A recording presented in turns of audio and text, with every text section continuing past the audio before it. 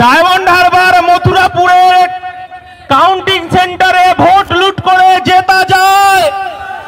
আরে ঢোলায় আমার যে ভাই আবু সিদ্দিককে খুন করে আইএসএফ কে শেষ করা যাবে না।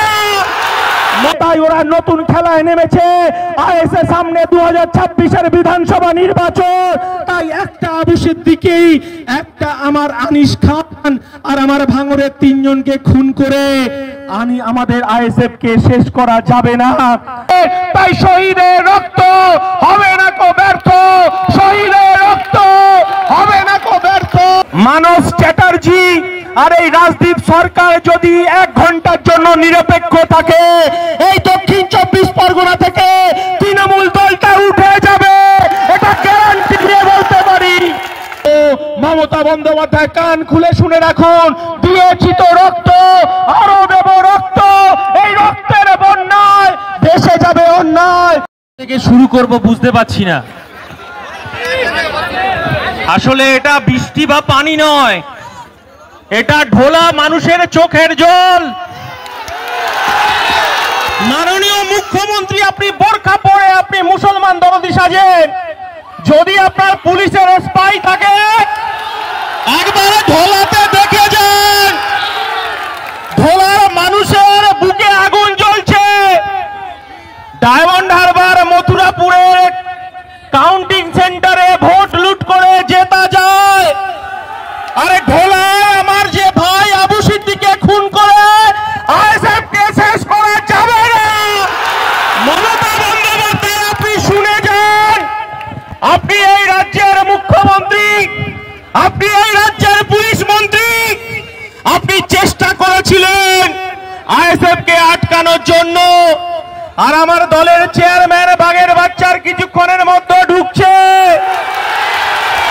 আমার পার্টি বলেছে আমাদের কাছে বোম নেই, আমাদের কাছে পিস্তল নেই, আমাদের কাছে 5 টাকার কলম আছে। এই কলমের খোঁচায় রাজদীপ বাবু আপনার যে খাকি পোশাকটা আইএসএফ হাইকোর্টে জমা করবে, এই বার্তাটা দিতে চাইছি।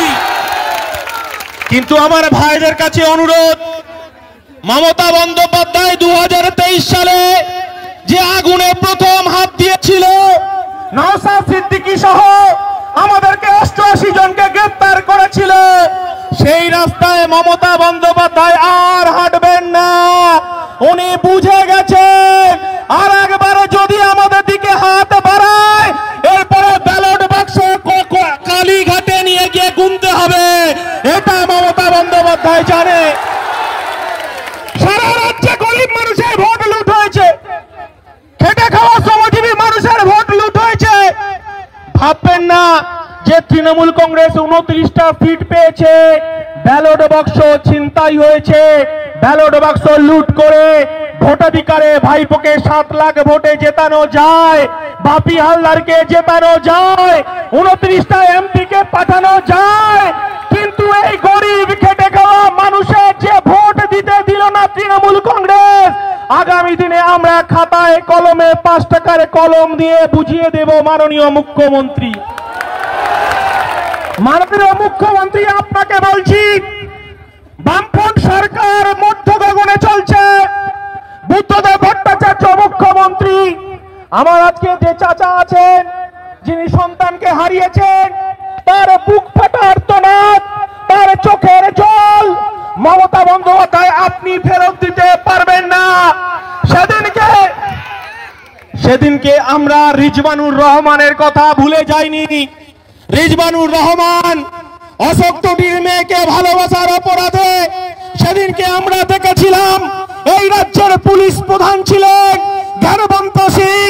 মাননীয় মুখ্যমন্ত্রী, আপনি রাস্তায় নেমেছিলেন, আপনি বোরখা পরে রিজওয়ানুর পরিবারকে, রুকমানুর রহমানকে আপনি উপঢৌকন দিয়েছেন এমএলএ তৈরি করে, তার কমিশন গঠন হয়নি। আর মাননীয় মুখ্যমন্ত্রী, আপনাকে বলছি, রিজওয়ানুর পরিবার এখনো পর্যন্ত বিচার পায়নি। আমরা জানি এই মুখ্যমন্ত্রী আপনি বিচার দিতে পারবেন না। আপনি এই সংখ্যালঘু মানুষকে কখনো দুধেল গাই বলেন, আর ঈদের সময় আপনি বোরখা পরে আপনি নামাজ পড়ে নাটক করেন। এই বাংলার মানুষকে বলবো, যে আইএসএফ এর জন্ম হয়েছে সংখ্যালঘু, খেটে খাওয়া, শ্রমজীবী, আদিবাসী, দলিত মানুষের অধিকারে পুনঃপ্রতিষ্ঠা করার জন্য আমরা রাস্তায় আছি। আমরা প্রথম থেকেই বলেছি রাস্তায় আমরা প্রতিবাদ করব না, কিন্তু যখন দেখলাম এই রাজ্যের পুলিশ মন্ত্রী মমতা বন্দ্যোপাধ্যায় আমার প্রতিবাদী আনিসকে যখন ছাদ থেকে ছুঁড়ে ফেলে দিল, তাকে মেরে ফেললো এই রাজ্যের মুখ্যমন্ত্রী নেতৃত্বে পুলিশ।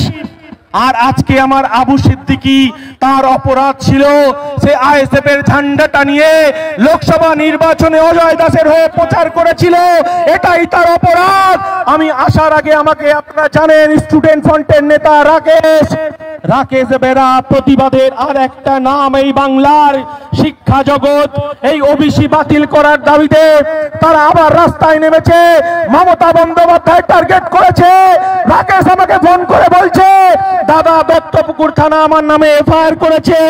আমি বলছি আমার আবু সিদ্দিকী ভাইয়ের পরিবারের কাছে যাচ্ছি, আবার দত্তপুকুরে আসবো, রাস্তায় নেমেই প্রতিবাদ হবে। মাননীয় মুখ্যমন্ত্রী শুনে যান, রাস্তায় আমাদের একমাত্র রাস্তা, এই রাস্তায় থেকেই আমাদের প্রতিবাদের ঝড় তুলতে হবে। কিন্তু ভাই আমরা আইন হাতে তুলে নেব না। এই তো পুলিশ যে খাকি পোশাক পরে আছে, 30,000 40,000 টাকা মাইনে, এদেরও পরিবার আছে, এদের পিছনে তাড়া করে আমাদের লাভ হবে না, ছুঁচো মেরে হাত বন্ধ করে লাভ হবে না। আসল আসামি মাননীয় মুখ্যমন্ত্রী, পুলিশ মন্ত্রী, তিনি এক এক করে আইএসএফ কে শেষ করার জন্য কখনো চোর বদনাম দিচ্ছে, কখনো তাকে চুরি করেছে, কখনো স্মাগলিং করার অপরাধে। আপনি শুনে রাখুন 2023 সালের প্রতিষ্ঠা দিবস এই মাননীয় মুখ্যমন্ত্রী আমাদেরকে ধর্মতলায় করতে দেয়নি, সেদিন আমাকে পুলিশকে লেলিয়ে দিয়েছিল, আমাদেরকে লাঠি পেটা করতে করতে আমাদের 42 দিন জেল খাটিয়েছে। আইএসএফ কে শেষ করা যায়নি। আর ঢোলাতে যদি একজন আবু সিদ্দিকীকে মার্ডার করে খুন করে যদি বলে আইএসএফটাকে তুলে দেব, আমরা সেই সাহস নিয়ে রাস্তায় নামিনি। আপনার বিরুদ্ধে লড়াই নেমেছি, এই সরকারের বিরুদ্ধে লড়াই নেমেছি, মানুষের গণতান্ত্রিক অধিকার রক্ষার লড়াই নেমেছি। আপনি ভেবেছেন তৃণমূলের নেতারা পাগল হয়ে গেছে, জব কার্ডের টাকা দিল্লি থেকে বন্ধ করে দিয়েছে, তাই ওরা নতুন খেলায় নেমেছে। আইএসএ সামনে 2026-এর বিধানসভা নির্বাচন, তাই একটা আবু সিদ্দিকী, একটা আমার আনিস খান আর আমার ভাঙড়ের 3 জনকে খুন করে আমাদের আইএসএফ কে শেষ করা যাবে না। আজকে ঢোলা থানায় আজকে আইসি কে বলবো, আপনার যদি কোনো স্পাই থাকে দেখে যান যে হাজার হাজার মানুষ এই প্রতিবাদে রাস্তায় নেমেছে, তারা বিচার চাইছে। আর আমরা বলছি আমাদের কাছে বোম নেই, আমাদের কাছে পিস্তল নেই, আমাদের কাছে গোলাগুলি নেই, আমাদের কাছে 5 টাকার কলম আছে। আমার নওশাদ সিদ্দিকী বলেছে, আমার আব্বাস সিদ্দিকী বলেছে আইনের পথে চলবে। আর এই আইনের মধ্য দিয়েই মানব বাবু, এই ঢোলা থানার আইসি মানস চ্যাটার্জি, শুনে রাখুন, এই 5 টাকার কলমেও খাকি পোশাকটা কিভাবে খুলতে হয় আমার আইএসএফ জানে, আমার নওশাদ সিদ্দিকী জানে, আমার আব্বাস সিদ্দিকী জানে। লড়াইটা তো সবে শুরু হয়েছে। আমরা ভেবেছে ভোট লুট করে আইএসএফ কে পরাজিত করেছে, হয়তো ভেবেছে আইএসএফ দলটা দূরবীন দিয়ে দেখতে হবে। মুখ্যমন্ত্রী আপনার তো স্পাই আছে, একবার এই ঢোলা থানার পাশে দেখে যান, হাজার হাজার মানুষের রাস্তায় নেমে আপনারা বিচার চাইছেন। আর এই বিচার শুধু হাইকোর্টে নয়, সুপ্রিম কোর্টেও আমরা শেষ দেখে ছাড়বো, যতক্ষণ না পর্যন্ত বিচার পাচ্ছে।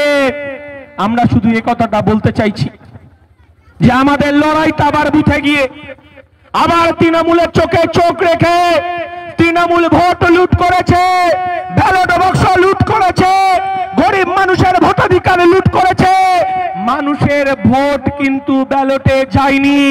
আপনাদেরকে বলবো তাই আবু সিদ্দিকীকে বাঁচিয়ে রাখতে হবে, আমার আনিস খানকে বাঁচিয়ে রাখতে হবে, ভাঙড়ের যে 3টে প্রাণ গেছে তাকে বাঁচিয়ে রাখতে হবে। আর উত্তর 24 পরগনার 2021 সালে প্রথম শহীদ আমার হচ্ছে হাসানুর জামান চৌধুরী, তার তার তার তার স্ত্রীর পেটে একটা অন্তঃসত্ত্বা বাচ্চা ছিল।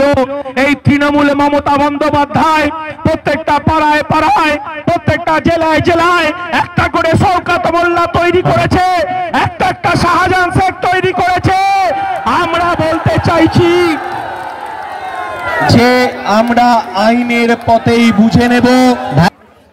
মানস চ্যাটার্জি আর এই রাজদীপ সরকার যদি 1 ঘন্টার জন্য নিরপেক্ষ থাকে, এই দক্ষিণ 24 পরগনা থেকে তৃণমূল দলটা উঠে যাবে, এটা গ্যারান্টি দিয়ে বলতে পারি। তাই ভয় নয়, লড়াইটা আমাদেরকে সামনে সারিতে থেকেই বুথে গিয়ে লড়াই করতে হবে।